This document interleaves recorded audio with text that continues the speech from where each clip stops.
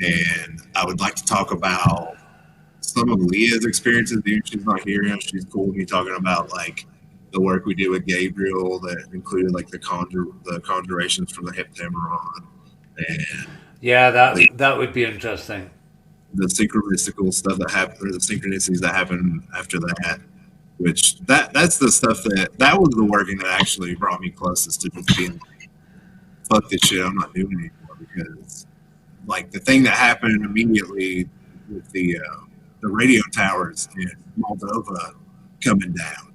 Like we did the working. I asked for a sign from Gabriel, and then two radio towers come down in Moldova. Really? Wow. And then 2 or 3 days later, this guy from Moldova is like, "Hey, I really like your work, and I want some of your books," you know. And so I sent him the work and all this, and it turns out he's really into LOM. He's going to put out this book with all this different LOM lore. Um, but yeah, it kind of flipped me out because I was like, "How is this tied to what's going on over there, like the geopolitical situation?" And suddenly I felt like not so good about the Angels, you know. Like, I mean, I guess I kind of felt that way anyways after being pretty immersed in the Enochian literature and stuff. But I Yeah. was like, where do like my kind of like human ethics come into this, and do they come into this at all? And you know, I always approach it like what gets me out of all this is like humor, you know, tapping into the cosmic joke, you know. I mean, it's like the whole heir apparent thing. It's like that is like I mean, like by the cipher, it equals psychopathology. And I think Yeah. it's a way to like to always bring it back to like a pun or a joke or something.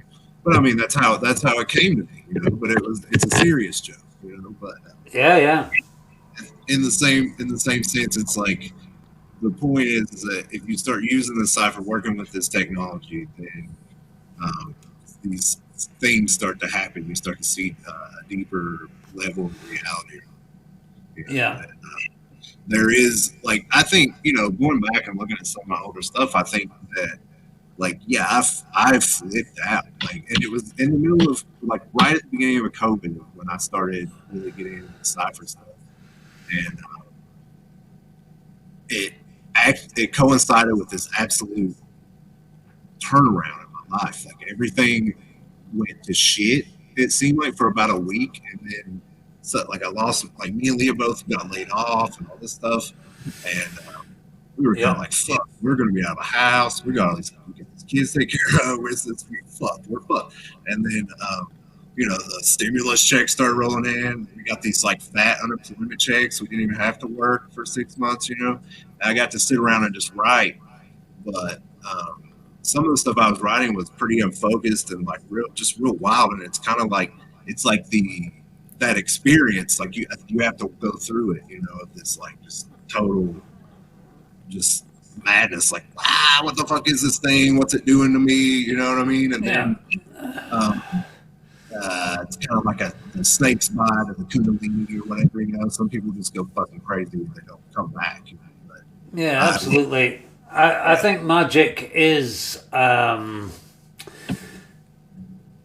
forced confrontation with your own weird programming and stuff. And it yeah, starts to break that down. So it's like, the metaphor I always use is the lightning struck tower. You do a ritual. I mean, all the major rituals I've done in my life, everything has fallen apart after them, but it regroups in a more positive, focused way. Initiation never ends.